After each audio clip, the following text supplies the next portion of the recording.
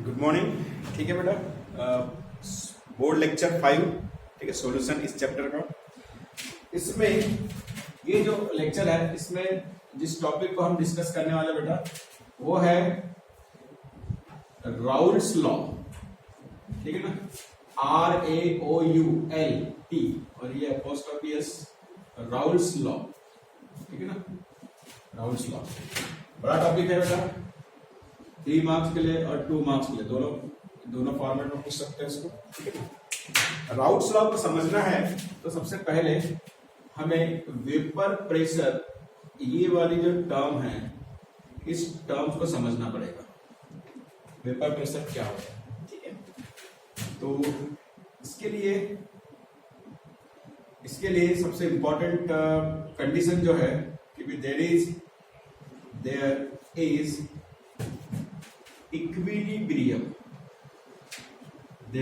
equilibrium in liquid phase and their vapor phase। ये बहुत important चीज है, ठीक है। क्योंकि वेपर प्रेशर जो है ये कब कंसीडर कर सकते हैं आप, जब इक्विलिब्रियम हो किसके बीच में, लिक्विड, किसी भी सब्सटेंस के लिक्विड फेज में और उसी देयर लिखा उसी का वेपर फेज। ये दोनों फेज जब एक साथ को एग्जिस्ट हो, एक साथ एग्जिस्ट हो, ठीक है ना, इसलिए आपने लिखा इक्विलिब्रियम दोनों के बीच, तब जो है वेपर प्रेशर वाली टर्म्स हम यूज कर सकते हैं। तो कैसे देखें,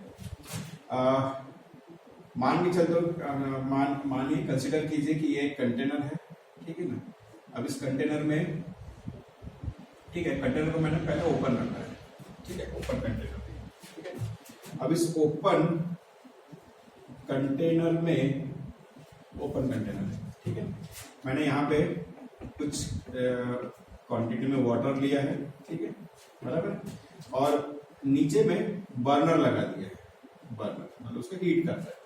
तो आपको मालूम है कुछ समय के बाद में इसमें ये वेपराइजेशन से स्टार्ट होगी, वेपर्स में फॉर्मेशन होगा इसका, और ये ओपन होने की वजह से ये वेपर्स यहाँ से बाहर निकल जाएंगे, ठीक है।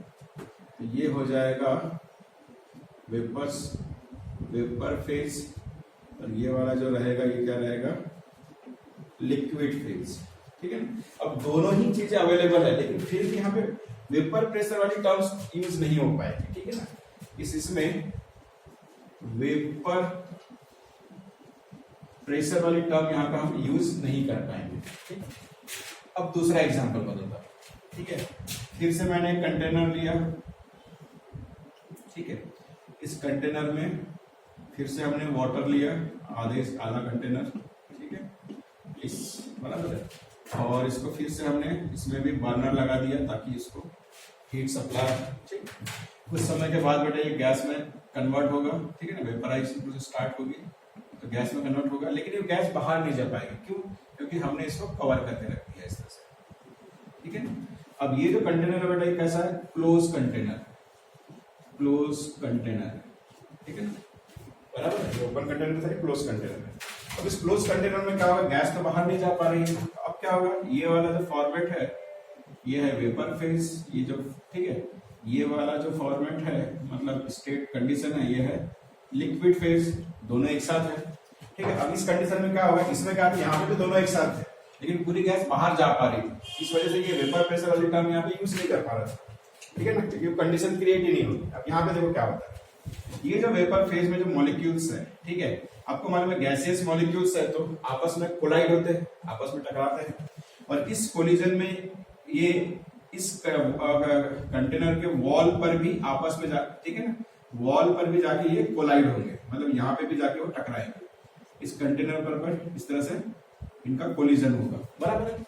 अगर इस सभी डायरेक्शन में इनका कोलिजन हो रहा है तो क्या ये लिक्विड सरफेस है, ये जो लिक्विड सरफेस क्या इस पर नहीं होगा, होगा इस पर भी, तो यहाँ पे भी वो कोलाइड होंगे इस तरह से। तो ये जो कोलिजन है वेपर फेज का लिक्विड फेज पर, ठीक है ना, बराबर है, वेपर फेज का लिक्विड फेज पर ये जो कोलिजन है, ठीक है, इसी कोलिजन को कहा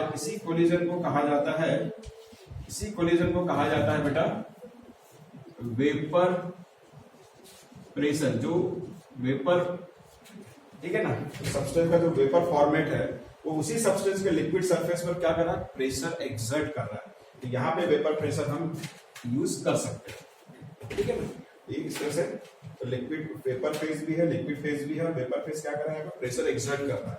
यहाँ पे प्रेशर एक्सर्ट कर पा रहा है कि नहीं, क्योंकि फ्री है, यहाँ से वो एस्केप हो जाता है, पूरे कंटेनर से बाहर निकल जाता है, ठीक है। तो वेपर प्रेशर वाली टर्म्स आपको समझ में आ गई, ठीक है। अब हम इसमें आगे बढ़ेंगे, ठीक है।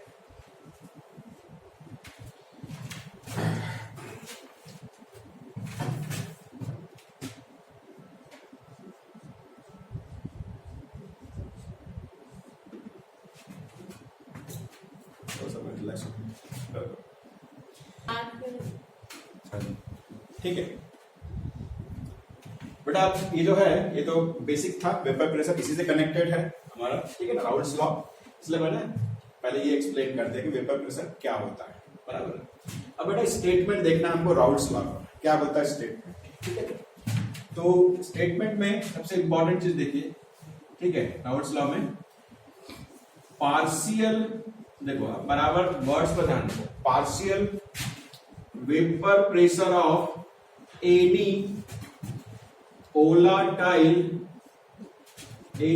volatile कंपोनेंट्स, ठीक है।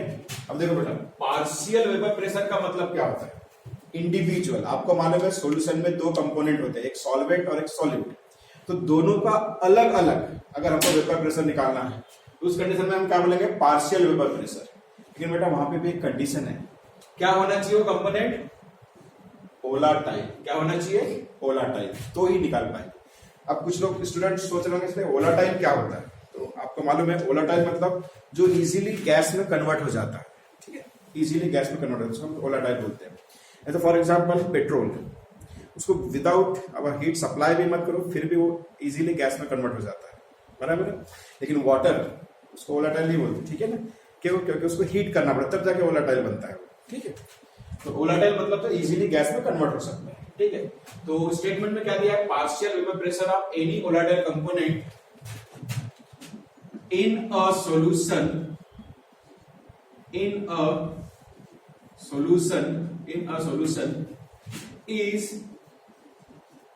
equal to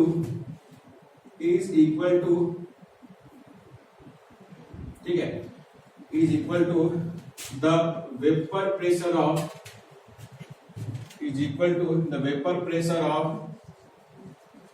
that component in pure form multiplied by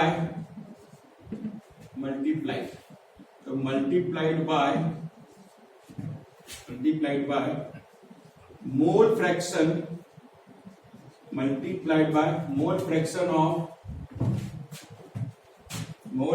of that component in a solutions, ठीक है ना। तो इसमें देखो ध्यान से, बराबर है, इज इक्वल टू किस, ठीक है ना। तो कौन से दो कंपोनेंट के इक्वल में आ रहा है इसमें, vapour pressure of that component pure form, ये एक फैक्टर हो गया, ठीक है ना। और दूसरा मल्टीप्लाइड बाय क्या करना है, mole fraction of that component in a solutions. तो राउल्स लॉ का स्टेटमेंट क्या बोलता है कि किसी भी वोलाटाइल कंपोनेंट के लिए अगर आपको पार्शियल मतलब उसका अपना इंडिपेंडेंट क्या निकालना है, वेपर प्रेशर, तो वो बेसिकली किसके इक्वल हो सकता है, दो कंपोनेंट के, मतलब दो फैक्टर के।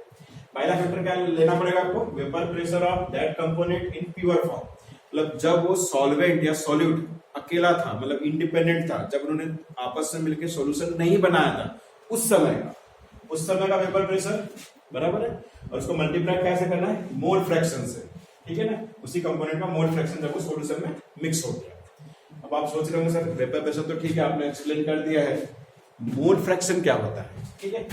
तो आगे बढ़ने से पहले यहाँ पे आपको मैं, ठीक है, मोल फ्रैक्शन क्या होता है उसके बारे में थोड़ा सा, ठीक है, आपको ये देता हूं, ठीक है, बराबर आइडिया देता हूं, ठीक है। तो बेटा mole fraction basically concentration of the solution उसको रिप्रेजेंट करता है, ठीक है। इधर देखिए, कॉन्सेंट्रेशन ऑफ अ सॉल्यूशन। ठीक है, तो अगर आपको आपके सामने एग्जांपल है, मान लो किसी, ठीक है ना, कोई भी सॉल्यूशन का, और आपको कहा गया कि भाई ये कॉन्संट्रेटेड सॉल्यूशन है, ठीक है, बराबर है, और आपको दूसरा सॉल्यूशन दिया गया है और आपको कहा गया कि भाई ये डाइल्यूट सॉल्यूशन है। इसका मतलब आप क्या समझेंगे? कॉन्संट्रेटेड सॉल्यूशन अगर वो बोल रहा है, इसका मतलब हो रहा है कि भाई यहाँ पे सॉल्यूट की क्वांटिटी ज्यादा है, ठीक है ना, ठीक है, यहाँ पे सॉल्यूट की क्वांटिटी ज्यादा है। तो मैं 3 किस्से बता रहा, ठीक है ना, सॉल्वेंट सेम क्वांटिटी, इधर उधर दोनों जगह सेम रहे, ठीक है ना। इधर डाइल्यूट बोल रहा है, इसका मतलब वो क्या बोल रहा है? सॉल्यूट की क्वांटिटी, सॉल्यूट चाहे वो कम क्वांटिटी में, कॉन्संट्रेट बोल रहा है मतलब सॉल्यूट ज्यादा क्वांटिटी में है, ठीक है ना। दोनों तरफ हमने सॉल्वेंट जो है बेटा सेम रखा है, ठीक है ना, ये जो सॉल्वेंट है दोनों जगह मैंने सेम रखा है, तो इसको मैं सेंटर में लिख देता इस तरह से, सॉल्वेंट सेम है, दोनों जगह सॉल्वेंट सेम है, ठीक है। इधर सॉल्यूट कम है, उधर डाइल्यूट, ठीक है ना, ठीक है, जिधर ठीक है, जिधर सॉल्यूट कम है उधर डाइल्यूट, और जिधर सॉल्यूट ज्यादा क्वांटिटी में उधर कॉन्सेंट्रेट। सॉल्वेंट मैंने दोनों जगह पे सेम रखा, बराबर। तो ये जो कॉन्सेंट्रेशन है सॉल्यूशन का, ठीक है, ये बेसिकली किससे कनेक्टेड रहता है, ठीक है ना। तो कॉन्सेंट्रेशन बेसिकली कनेक्टेड किससे रहता है? तो कॉन्सेंट्रेशन को हम डिफाइन कैसे करेंगे, ठीक है ना, तो उसको डेफिनेशन ही लिख लेते डायरेक्टली, तो आपको थोड़ा सा आइडिया हो जाएगा, ठीक है। डेफिनेशन, तो concentration of solution is nothing but it is the amount of solute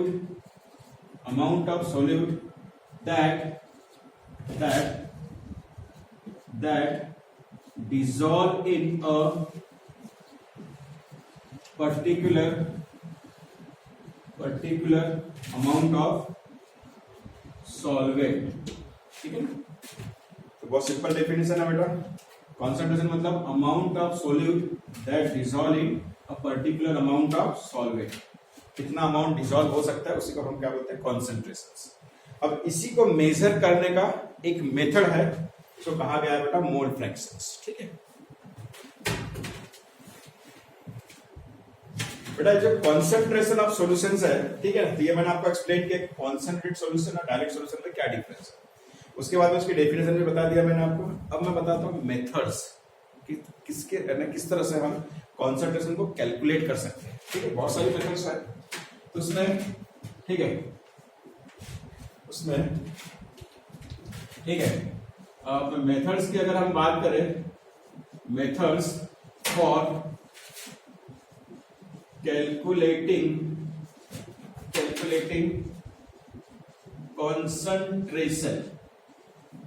concentration of a solutions, ठीक है।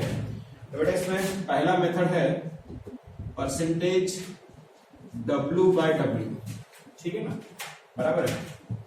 तो इसका जो फॉर्मूला बनता है वो बनता है W2 upon W1 plus W2 multiply by 100, ठीक है। अब बेटा ये W2, ठीक है, तो यहाँ पे ये 1 वाली जो टर्म है बेटा ये हमेशा सॉल्वेंट के लिए आएगी, सॉल्वेंट के लिए, और ये 2 वाली जो टर्म है वो हमेशा किसके लिए आएगी बेटा? सॉल्यूट के लिए, ठीक है। तो 1 यहाँ पे 2 लिखा है मतलब क्या होगा? ये W मतलब वेट, तो मास ऑफ सॉल्यूट, ये 1 लिखा है मतलब मास ऑफ सॉल्वेंट, ये 2 लिखा है मतलब मास ऑफ सॉल्यूट, ठीक है। 2 मतलब सॉल्यूट, 1 मतलब सॉल्वेंट, ध्यान रखना।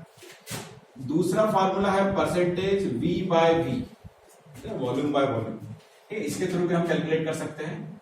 तो इसमें फार्मूला क्या बनता है? V2 या V2 मल्टीप्लाई बाय 100, ठीक है। उसके बाद में तीसरा फार्मूला है बेटा जो उस राउल्स लॉ में दिया हुआ है, वो है मोल फ्रैक्शन, इसका सिंबल है बेटा X, ठीक है ना। अब इसमें 3 फार्मूले हैं, एक फार्मूला है बेटा X1 और X2 इक्वल टू हमेशा होता है 1, ठीक है ना। तो X1 मतलब mole fraction of solvent, X2 मतलब मोल फ्रैक्शन ऑफ सॉल्यूट, दोनों को अगर मिलाएंगे तो हमेशा आंसर 1 ही आएगा, ठीक है। अब इसमें से X1 कैसे कैलकुलेट करना था? X1 कैलकुलेट करने के लिए यहाँ पे N1, इधर N1 प्लस N2, ये फॉर्मूला है। उसके बाद में X2 इक्वल टू N2 इसमें N1 प्लस N2। अब क्वेश्चन ये उठता है बेटा कि ये N क्या है, तो N का मतलब होता है नंबर ऑफ मोल्स, ठीक है ना। तो 1 लिखा है मतलब number of mole of solvent, और 2 लिखा है मतलब number of mole of solute. ये था। अब इसका फार्मूला कैसा है, N को निकालना रहा तो W अपॉन M, ये फार्मूला दिया हुआ है। कहीं भी लगा सकते हैं, 1 के लिए लगा सकते हैं, 2 के लिए लगा सकते हैं। अगर आपने 1 के लिए लगाया बेटा N1 लिखा तो ये W1 और M1 हो जाएगा, ठीक है, इस तरह से। तो W क्या है, तो W है मास गिवन, जो मास दिया रहेगा, और M का मतलब है मोलर मास, ठीक है, इस तरह से कैलकुलेट कर सकते हैं अपन। बेटा 4th नंबर पर आता है मोलेरिटी, इसका सिंबल है बेटा कैपिटल M, ठीक है ना। तो इसका सिंबल है कैपिटल M इक्वल टू होता है बेटा N2 अपॉन V, और ये V काय में रहना चाहिए, DM क्यूब में, मतलब लीटर में रहना चाहिए। अब सिर्फ यहाँ पे V लिखा है बेटा, 1 नहीं लिखा, 2 भी नहीं लिखा मैंने, तो V का मतलब क्या रहेगा, वॉल्यूम ऑफ सॉल्यूशन, ठीक है। N2 मतलब number of mole of solid, formula ध्यान में रखिए। उसके बाद में 5th जो है वो है मोलेलिटी। मोलेलिटी का सिंबल जो है बेटा वो स्मॉल m है, बराबर है। अब स्मॉल m फार्मूला है बेटा इसका N2 अपॉन W1, और ये W1 काय में चाहिए, kg में चाहिए, ठीक है। इस तरह से फार्मूला हो जाएगा। और 6 जो है वो है बेटा ppm, पार्ट्स पर मिलियन।